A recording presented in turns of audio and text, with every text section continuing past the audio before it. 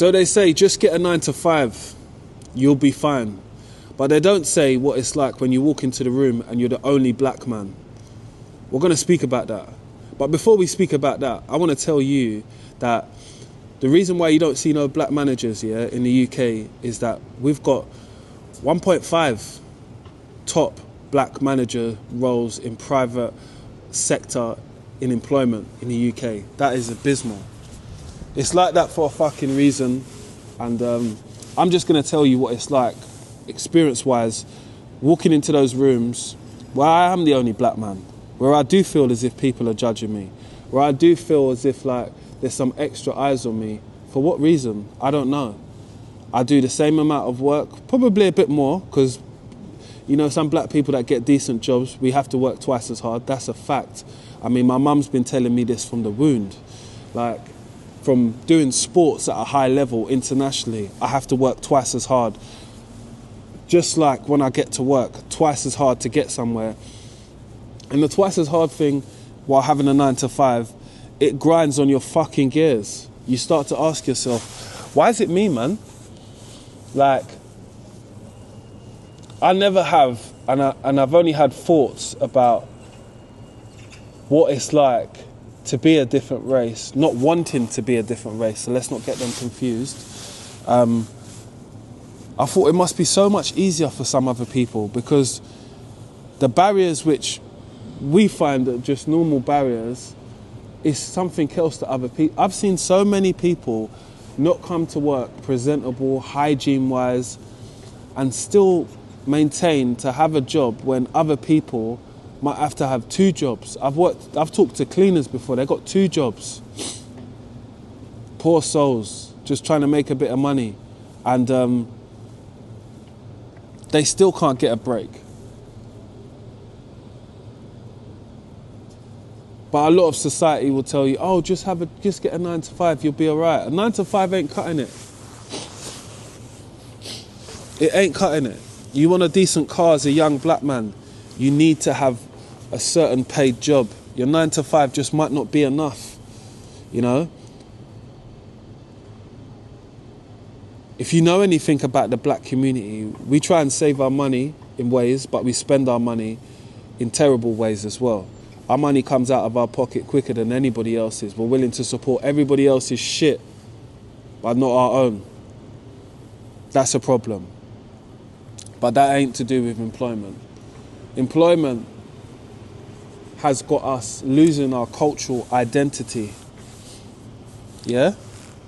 They tell you not to be that loud person in the tea room. They tell you, just be quiet a little bit. You don't mind turning down your phone a bit, because there's a bit of music coming out of it when you walked into the office. It's fucking headphones, Sarah. What do you expect it to be? What do you think, they're going to be silent headphones? What a fool. Your ways, just like, look, I'm Caribbean descent, but I work alongside African, Indian people and some white people.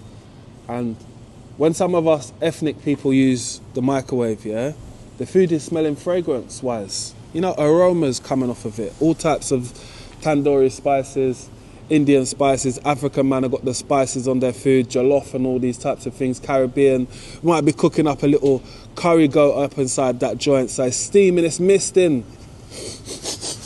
The nose are moving like sniffer dogs up inside this joint. We're wondering if we've got bloodhounds or cocker spaniels, because nostrils are taking up the... I wrote, what is that? Oh, could you not use the microwave? Because I'm just trying to, Or you might be yamming fish, that smells different when it's heated. But again, that's your prerogative. But my point is just that we have to downplay what we do quite a lot to be able to fit in, because we feel like we don't want to make people feel like we're different. We are different as black people. We're all different as people.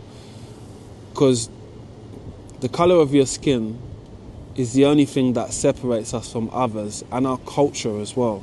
Culturally, we are not lazy people. Black people have been enslaved. Black people have built towns, cities, helped rebuild this country in the UK when it came to the war. after the war, when England had the war, they had to bring in loads of black people and Indian people and ethnic people just to rebuild this country. So this country will never be like its own. Do you get it? There'll always be a mix-up and concoction of slavery and just oppression, basically, innit? Oppression in its finest details. That's how I describe England. And working in this environment is difficult for a young black person, because I have things. I have a nice car, I have nice tools, I have this, I have that. When I go to some places, people see this, they see the exterior. There's nothing that what they can see apart from that, right? They might say to me, oh, Jay, you need to buy more tools. I've got 9 tool bags now. I don't need to buy more tools. If you want specific tools for me to bring at work, you provide me with them, because I'm not stupid. Do you understand? If they're to be used at your workplace, place of work, you need to provide them. When I come to work, I try to look as professional as I can. I get sponsored by a brand, so I have nice clothes to wear. But I guess that even imagery plays on us as well as black people, because we're stylish, man. We got our own style, we got our own pattern, you know? And that's something we should be proud of, and we celebrate that in things like festivals, carnivals and stuff like that. But within the workplace and having a 9 to 5, that oppresses all of that mood and feeling, right? Because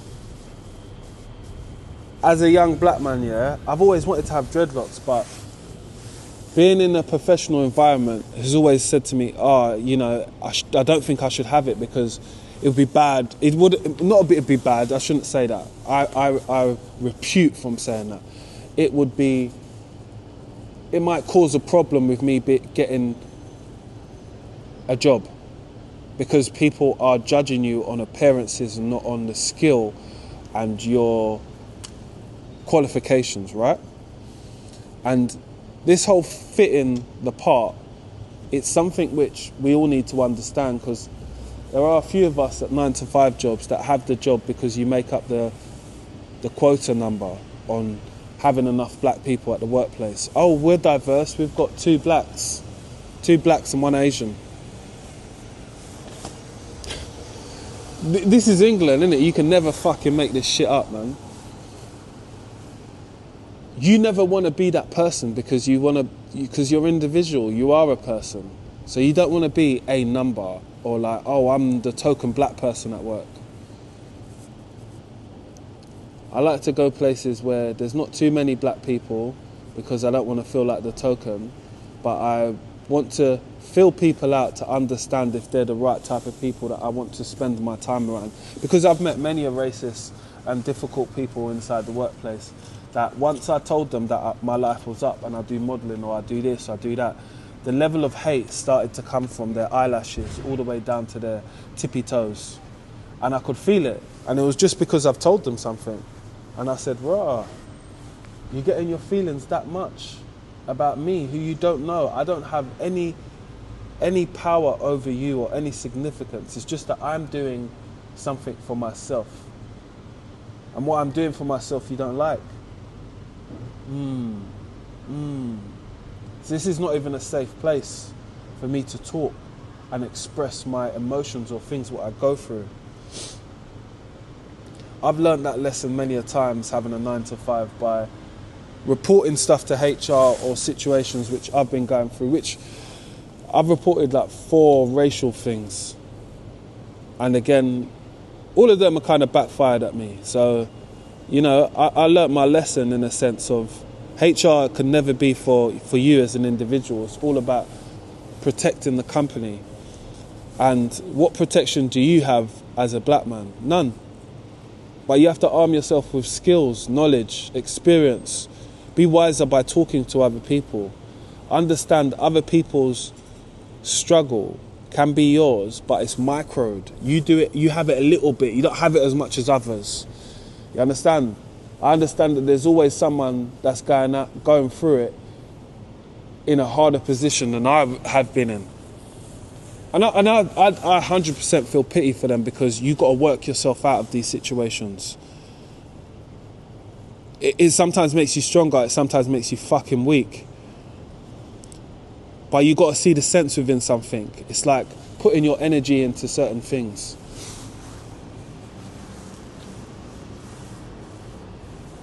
Like, if I've been taught anything from my grandparents and all that, it's not to mind certain things. That's not my business. I can't business about it. I can't care too much, because that situation can't run me in life. It can't run me in life just having a 9 to 5, because those people expect me to be on eggshells every time I see them. And anytime I must be around them, I must be on my best behaviour. Of course I'm professional. Best behaviour is questionable, because I have to treat people how they treat myself. I can't treat them any better or any worse for any other reason unless they give me a reason to. We all know what it's like when you get to a certain age, when people meet you at a different temperature when it comes to work. Like, meet you with a bit of hostility, meet you with a little bit of, where did you say you was from? Isn't it quite dangerous down there? Do you live in Hackney? Do you live in this place? Is there a lot of knife crime? Do you know this person? Do you know Dizzy Rascal? Why would I know other black people who you've never seen me with? Do you know Rod Stewart? You don't. Do you know Elton John? He looks like your uncle. You don't. Again, it's just foolishness, isn't it? But unless you play it with that, you know, you could say it's banter, they could say it's banter. Again, I don't want to be busting too much jokes about things like that in life. There's other things to joke about. But we don't have to joke about that, because I take my pride very seriously as a black man. And I take what I do quite seriously. So professional I like to stay, and I like to be in that lane. But we need to cut everyone a bit of slack, because we've realised that we don't actually hold any significant positions of power when it comes to having jobs. And that will change during time, but when it's this low at the moment, at 1.5%, I wish I could play that song, I want it bamba, I want it bamba, I want it bamba, I want it ras. What the ras? But we know what we need to do as a community, and we've been managed to do some amazing things as a black community, especially in the UK, man. It takes us very long, but we're going to get there. We've got to keep striving, but you've got to keep re-educating our younger generation and telling them the truth and the reality. 9 to 5 life for a black man, it isn't everything. It's something which you need as a tool, but it's not a solution to a long-term problem. We need to get into the management, supervisors position, so we can infiltrate the game, so we can fuck it up. Literally, just dilute it with colour. Because for people to understand each other, yeah, they have to live amongst each other. They have to have a common interest. They have to put differences aside. There are a lot of individuals that don't put differences aside, that see you as less, that see you as you could not be capable of doing this job. I've been there so many times. I choose not to waste my time and be in those areas with those people, because nothing is going to come good out of it. Nothing at all.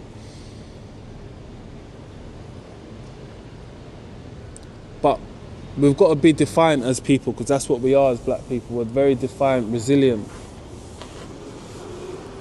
But we must channel our minds to this next task in hand, which is to dominate, man. We've got to dominate. You've got to dominate, because we're falling lower and lower. It's not where we want to be, people. Get yourself a good 9 to 5. Build yourself a side hustle. Don't put all your eggs in that one basket, because they would have loved to see you in the new BM and tell you it's your last day or it's your last week this week. That story will never get old, of seeing a black person pull up to their 9 to 5, nice car, nice rollie, and all of a sudden you need to go into the office to have some meeting about your performance and something which happened years ago. They got to stop playing my people, seriously, because we will switch out. We will switch out the game, and we don't want that, man, because we need to have control of some of the game. Let's not crash out before it's time to reap the profits from it. But if you're trying to reap the profits with me and you're trying to listen to the real talk, you need to subscribe and you need to like and share. And I will see you on the next upload. Tell us a little positive story in the comment section to be able to inspire young black people, male or female. We appreciate you. Again, like, share and subscribe.